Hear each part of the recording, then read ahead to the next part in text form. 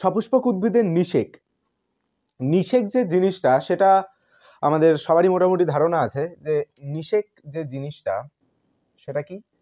নিষেক হচ্ছে স্ত্রী কোষ, স্ত্রী জনন কোষ আর পুরুষ জনন কোষ বা পুং জনন কোষ।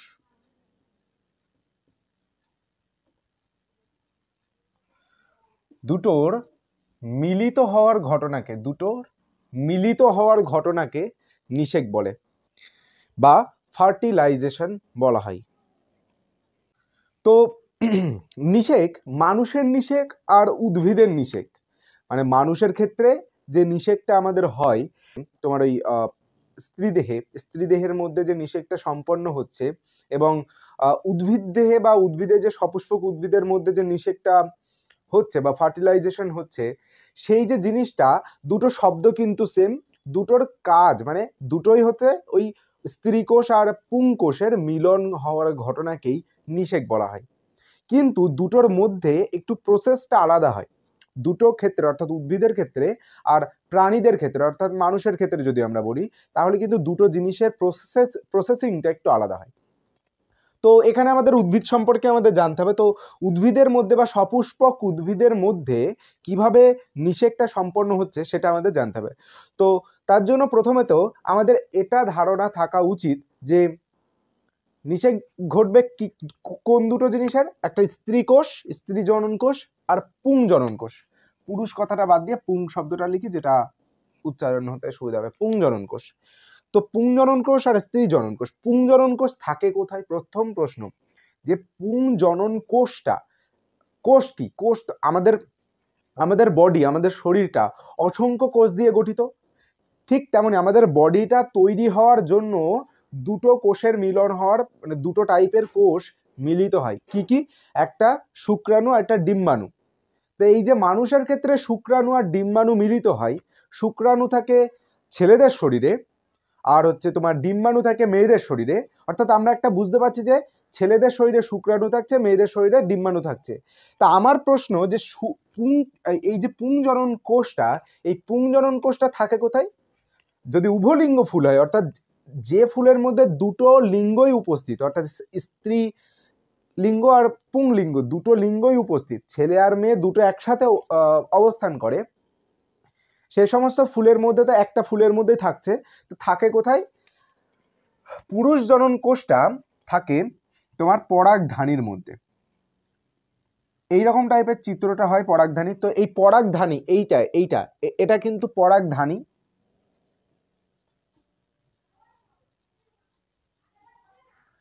আর এই যে লম্বা যে দণ্ডটা, এটা হচ্ছে পুংদণ্ড। অর্থাৎ পুরুষদের যে পরাগ, মানে পুরুষদের যে আর কি রেণুটা, পুরুষ রেণু বা পুং রেণুটা যে জিনিসটার মধ্যে অবস্থান করছে, যে বদ্ধ জায়গার মধ্যে অবস্থান করছে, সেটা হচ্ছে পরাগধানী। আর এই পরাগধানীটা একটা লাঠি বা একটা দণ্ডের উপরে অবস্থান করছে, যেটাকে বলা হচ্ছে পুংদণ্ড। যেহেতু এটা পুরুষ শরীরের একটা দণ্ড টাইপের জিনিস, তার জন্য পুংদণ্ড বলা হচ্ছে।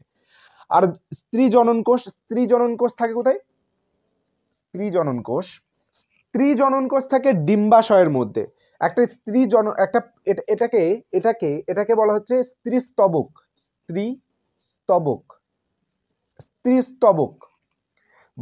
আর এটাকে বলা হচ্ছে পুংস্তবক। মানে এই যে চিত্রটা আমরা দেখতে পাচ্ছি, এই চিত্রটাকে বলা হচ্ছে পুংস্তবক। পুরো অংশটা মিলে একটা পুংস্তবক বলা হয়। আর এই যে পুরো অংশটা, এটা হচ্ছে স্ত্রীস্তবক। তো স্ত্রীস্তবক তিনটে অংশ নিয়ে গঠিত। উপরের যে এইটুকু অংশ, এই যে পোর্শনটুকু, এই অংশটাকে বলা হচ্ছে গর্ভমুণ্ড।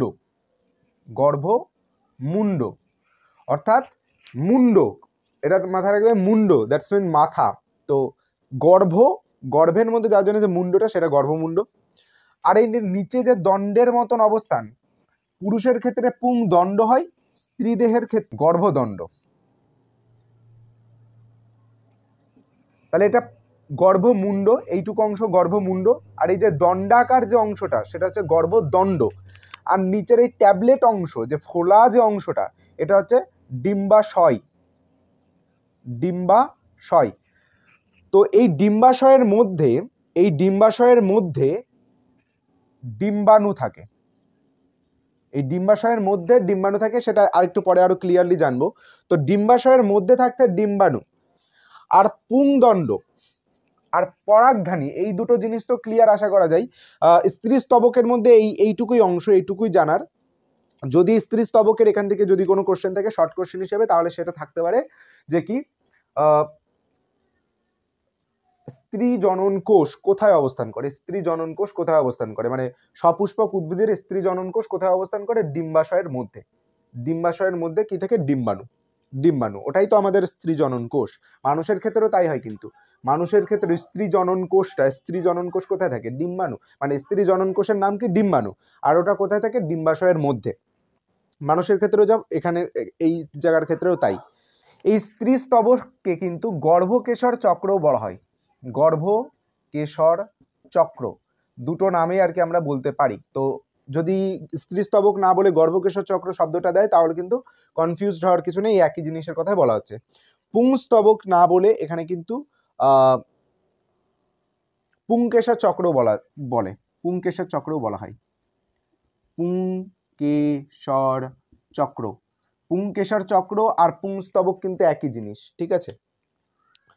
এই যে পরাগধানীটা, এই পরাগধানীটাকে যদি আমরা প্রস্থচ্ছেদ করি, পরাগধানীর কোথায় আর কি আমাদের পরাগ রেণুটা অবস্থান করে, পরাগ রেণুটাই হচ্ছে পুংজনন কোষ আর কি।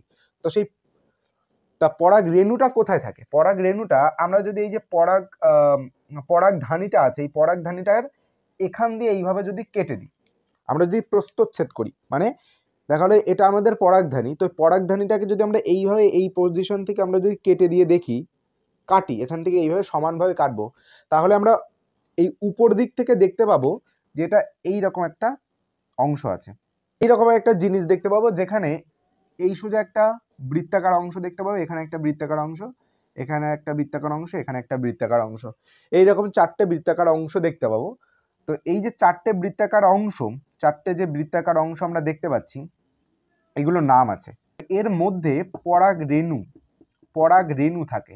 এই যে ছোট ছোট খন্ড খন্ড জিনিস দেখতে পাচ্ছি, ওগুলো হচ্ছে পরাগ রেণু। মাথায় রাখতে হবে, এই জায়গাটা ভালো করে কনফিউজড হওয়ার জায়গা। তো এটা হলো পরাগ রেণু। আর এই পরাগ রেণুটা থাকছে কিসের মধ্যে, পরাগথলির মধ্যে। কিসের মধ্যে,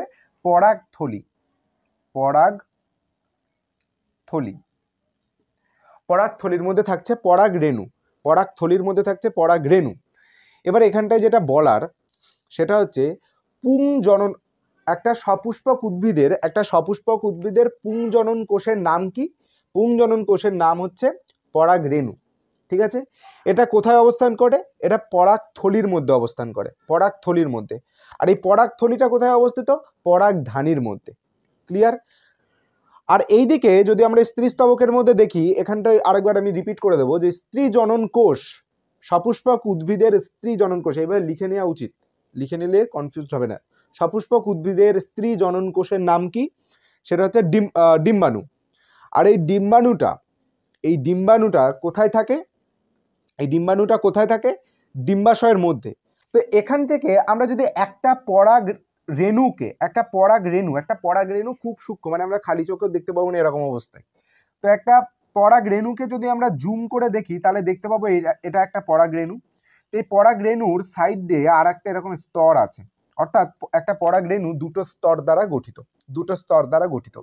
বাইরের স্তরকে বহিঃত্বক বলা হয়, আর ভেতরের স্তরকে অন্তঃত্বক। দেখো যে চিত্রটা অঙ্কন করা হয়েছে, এই চিত্রের ব্যাখ্যাটাই আমাদের মেইনলি আজকের ক্লাসের মেইন যে পোর্শনটা ছিল, সেটা হচ্ছে এইটাই, মানে এই চিত্রের ব্যাখ্যা বা এই বিষয়টা জানা, অর্থাৎ নিষেক কিভাবে হচ্ছে এবং একটা নতুন গাছ কিভাবে তৈরি হচ্ছে বা উদ্ভিদ কিভাবে তৈরি হচ্ছে, সেটাই জানার মূল লক্ষ্য ছিল এই ক্লাসের মধ্যে। তো এই ক্লাসের এইটা জানার জন্য আমাদের এই চিত্রটার ব্যাখ্যা বুঝতে হবে, তাহলেই ইজিলি আমরা একটা নতুন উদ্ভিদ কিভাবে জন্মাচ্ছে সেটা বুঝতে পারবো। তো প্রথম কথা, এই যে চিত্রের আমি আরেকবার প্রথম থেকে ব্যাখ্যা দেবো যে এটা একটা কি, এটা কিসের চিত্র, এটা একটা স্ত্রী স্তবকের চিত্র। এই পুরো যে বড় যে মানে মেইন যে পোর্শনটা, এইভাবে যে কলসির মতন অংশ হয়ে আছে যে অংশটা, সেটা হলো আমাদের স্ত্রী স্তবকের অংশ। তো তো প্রথম যে উপরের যে অংশটা সেটাকে বলা হচ্ছে গর্ভমুণ্ড, আর এই যে লম্বা যে দাগ দণ্ডটা এত দূর পর্যন্ত লম্বা দাগটা বা দণ্ডটাকে আর কি পাইপ মতন যে অংশটা সেটা হচ্ছে আমাদের গর্ভদণ্ড। ভেতরের যে পাইপ মতন যে অংশটা সেটা কিন্তু গর্ভদণ্ড না, বাইরের দিকে আমরা যে দুটো এই যে বড় দাগ দেখতে পাচ্ছি এই যে অংশটা, এই যে পুরো অংশটা এটা একটা পাইপের মতন।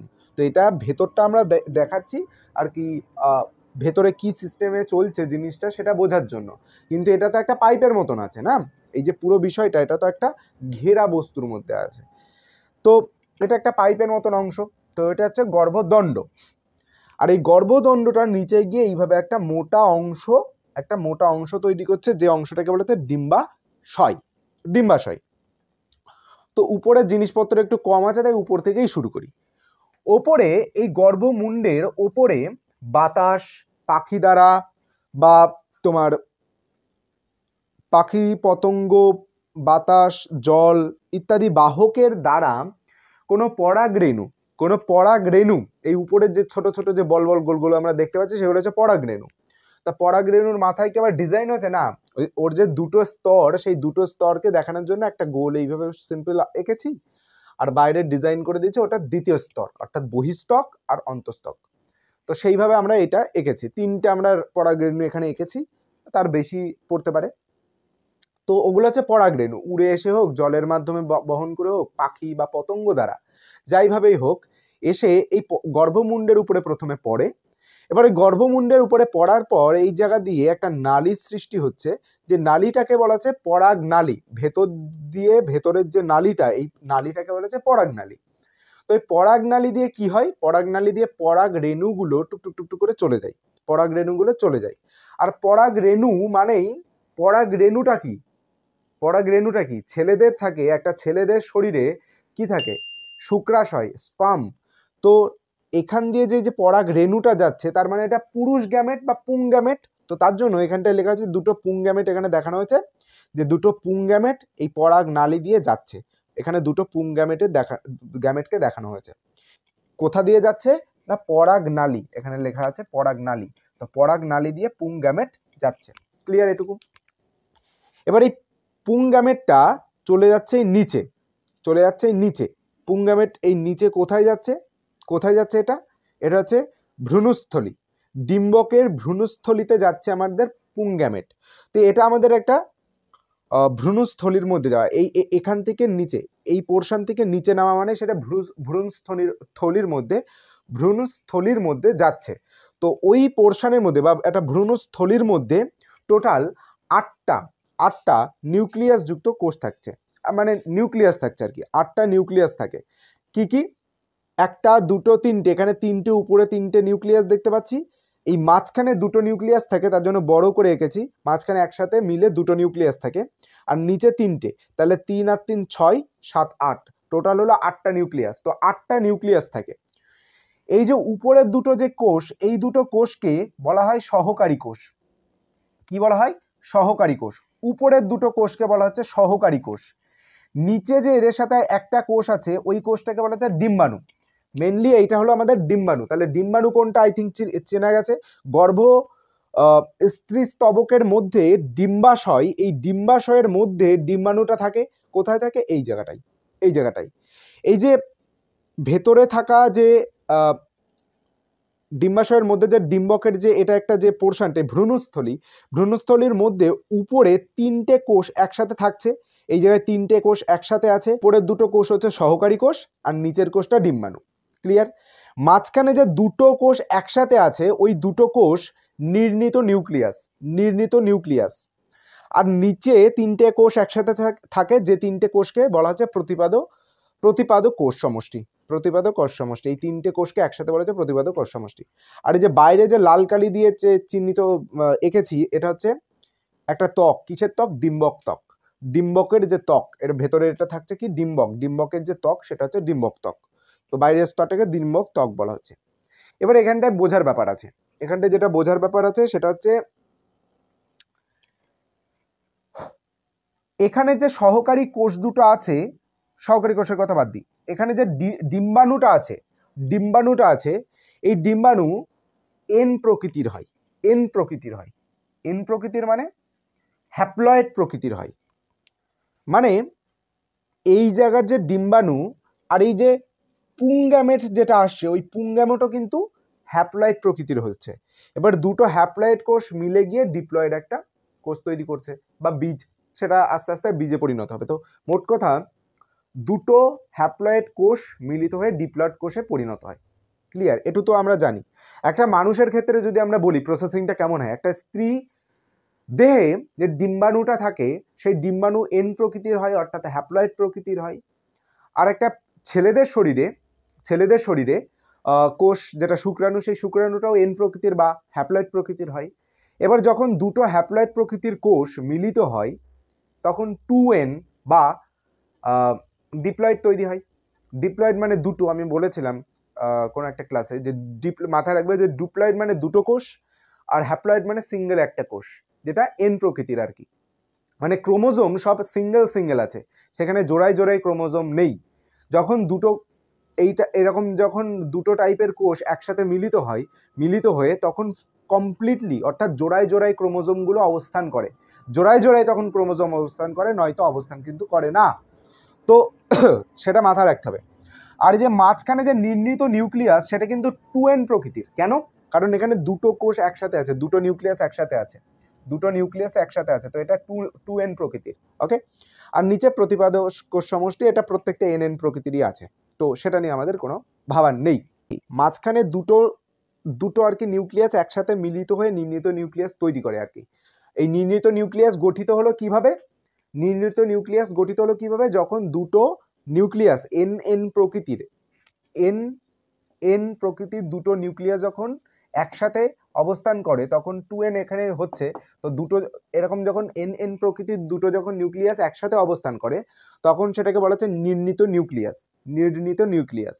আর এই নির্ণীত নিউক্লিয়াস নামকরণ হয়েছে এই কারণেই, যখন দুটো নিউক্লিয়াস আর কি একসাথে আলাদা এন প্রকৃতির নিউক্লিয়াস বা হ্যাপ্লয়েড প্রকৃতির নিউক্লিয়াস মিলিত হওয়ার জন্যই একে নির্ণীত নিউক্লিয়াস বলা হচ্ছে। এখানে এই যে পুংগ্যামেট দুটো আছে, এই পুংগ্যামেট দুটো যে আছে, এই দুটো পুংগ্যামেটের মধ্যে থেকে একটা পুংগ্যামেট এই ডিম্বাণুকে এসে নিষিক্ত করবে এবং ডিম্বাণুকে এসে নিষিক্ত করার ফলে জাইগোট তৈরি হবে, অর্থাৎ 2n প্রকৃতির একটা কোষ তৈরি হচ্ছে, জাইগোট তৈরি হবে। ঠিক আছে, এই ব্যাপারগুলো লিখতে হবে, আমি আর লিখছি না, জায়গা নেই। তো জাইগোট তৈরি হবে, এমনি বইতে থাকে। আর যেহেতু একটা পুংগ্যামেট বা পুংজনন কোষ এই ডিম্বাণুর সাথে মিলিত হয়ে গিয়ে জাইগোট তৈরি করছে, তাহলে বেঁচে থাকলো, এখানে তো আর ডিম্বাণু নেই, কিন্তু পড়ে রইলে আর একটা পুংগ্যামেট বা পুংকোষ। তো ওই যে পুংকোষটা আছে বা পুংজনন কোষটা আছে, ওই পুংজনন কোষটা বিলুপ্ত হয়ে যায়, ওটা আর থাকে না, ওটা একাই নষ্ট হয়ে যায়। ঠিক আছে, অর্থাৎ দুটো কোষ আসছে ঠিকই, কিন্তু একটা কোষ গিয়ে মিলিত হয়ে যাওয়ার পর বাকি কোষটা নষ্ট হয়ে যায়। তো নষ্ট হয়ে গেল, এখানে একটা ব্যতিক্রম আছে, একটু পরে বলছি। তো নষ্ট হয়ে গেল, তো যে জাইগোটটা তৈরি হলো, সেই জাইগোটটা বারবার বিভাজিত হয়ে এই জাইগোটটা তৈরি হলো, সেই জাইগোটটা এই যে ডিম্বকের মধ্যে বারবার বিভাজিত হয়ে ভ্রূণ তৈরি করে, ভ্রূণ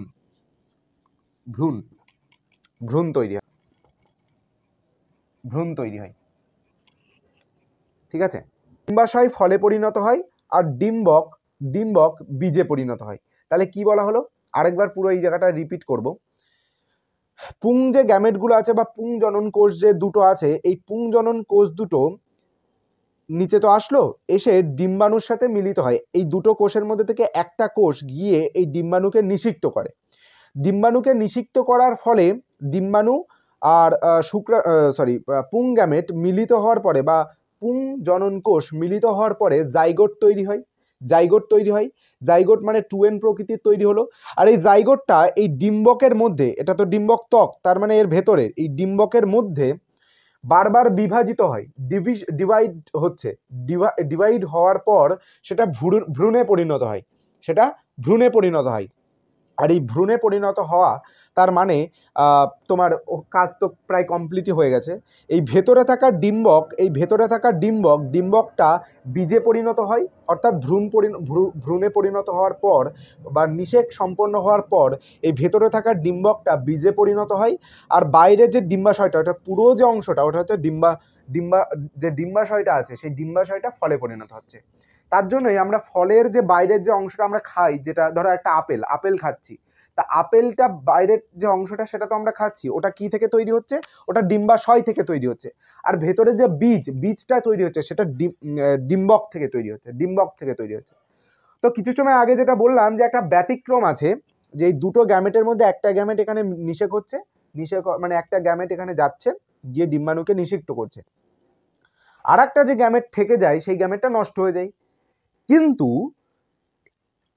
কিছু ক্ষেত্রে বা ওই শস্যল উদ্ভিদের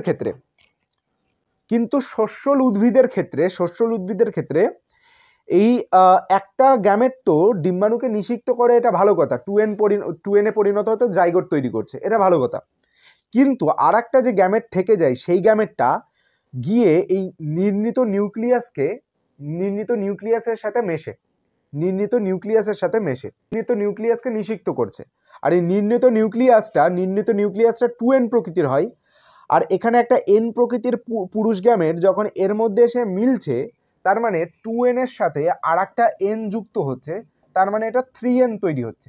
আর এই 3nটা কি? একটা শস্য, 3n শস্য তৈরি হয়। আর এই যে ঘটনাটা আমি এক্ষুনি বললাম, এই যে ব্যতিক্রম টাইপের, এটা কাদের ক্ষেত্রে হবে? শুধুমাত্র শস্যল উদ্ভিদের ক্ষেত্রে। সপুষ্পক উদ্ভিদের নিষেক ও নতুন উদ্ভিদ গঠন শেষ, এইটুকু অংশ হলেই এই পোর্শনটা শেষ হয়ে যাবে। তো এই যে লেখাটা আমি লিখেছি, এটা মেনলি গোল হওয়ার কথা ছিল, হয়ে গেছে একটু ডিম্বাকার, ব্যাখাতাও এরকম শুয়ে আছে।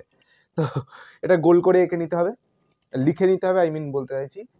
তো এখান থেকে শুরু হচ্ছে, আমি তার জন্য স্টার দিয়ে রেখেছি। তো এখানটায় কি করা হয়েছে মেনলি, যে সপুষ্পক একটা উদ্ভিদ আছে, সেই উদ্ভিদের নিষেক হচ্ছে, এবং সেই নিষেক হওয়ার পর নতুন যে উদ্ভিদ গঠন পর্যন্ত যে স্টেপগুলো যাচ্ছে, তার একটা শব্দচিত্র এটা অবভিয়াসলি। যদি ছবি টবি থাকতো সেটা শব্দচিত্র হতো না, যেহেতু লেখা দিয়ে, তার জন্য সেটা শব্দচিত্র। তো প্রথম হচ্ছে পরাগরেণু, ওই যে পুরুষ যে পুংস্তবকের মধ্যে থাকে পরাগরেণু। তা পরাগরেণু গর্ভমুণ্ডে স্থানান্তর হচ্ছে, গর্ভমুণ্ডে যাচ্ছে। গর্ভমুণ্ড কোনটা? এই যে স্ত্রী স্তবকের মধ্যে যে উপরের যে পোর্শনটা, এটা হচ্ছে গর্ভমুণ্ড। তো এই যে গর্ভমুণ্ডে স্থানান্তর হচ্ছে, অর্থাৎ গর্ভমুণ্ডে যাচ্ছে। গর্ভমুণ্ডে যাওয়ার পর সেখান থেকে গ্যামেট উৎপন্ন, অর্থাৎ দুটো যে গ্যামেট, যে পুং গ্যামেট আর স্ত্রী গ্যামেট, সেই দুটো গ্যামেটের মিলন বা নিষেক হচ্ছে। নিষেক হওয়ার ফলে জাইগোট তৈরি হচ্ছে। আগেই বলেছি যে জাইগোট তৈরি হচ্ছে, যেটা 2n প্রকৃতির অবভিয়াসলি। তা জাইগোটটা থেকে ভ্রূণ তৈরি হচ্ছে, যেটা 2n প্রকৃতির। ওই ভ্রূণ থেকে ফল তৈরি হচ্ছে, এবং ফলের মধ্যে থাকছে বীজ। ভ্রূণ থেকে ফল তৈরি হচ্ছে, সেই ফলের মধ্যে থাকছে বীজ। আর সেই বীজটা যখন অঙ্কুরিত হচ্ছে, অর্থাৎ অঙ্কুরণ ঘটছে, বীজ থেকে সবেমাত্র উদ্ভিদটা জন্মানোর জন্য যে অঙ্কুরণ হচ্ছে, সাদা মতন যে অংশ, অঙ্কুরোদ্গম ঘটে। তো অঙ্কুরণ হওয়ার পর সেই অঙ্কুরণ থেকে একটা শিশু উদ্ভিদ জন্মাচ্ছে। সেই শিশু উদ্ভিদটা বড় হলে তা থেকে আবার পরাগরেণু তৈরি হচ্ছে, অর্থাৎ উদ্ভিদটা যখন বাড়ছে, বড় হচ্ছে, তারপরে সেটা ফুল থেকে হোক বা রেণুগুলো থেকে আর কি পরাগরেণু তৈরি হয়। তো এই পুরো যে ব্যাপারটা, আই থিঙ্ক বোঝা গেছে। পুরো ব্যাপারটাই হচ্ছে এইভাবেই একটা নতুন উদ্ভিদ তৈরি হচ্ছে, এইভাবে স্টেপ টু বাই স্টেপ পরপর এইভাবেই একটা নতুন উদ্ভিদ তৈরি হয়ে থাকে। তো আই থিঙ্ক এই পোর্শনটা ক্লিয়ার।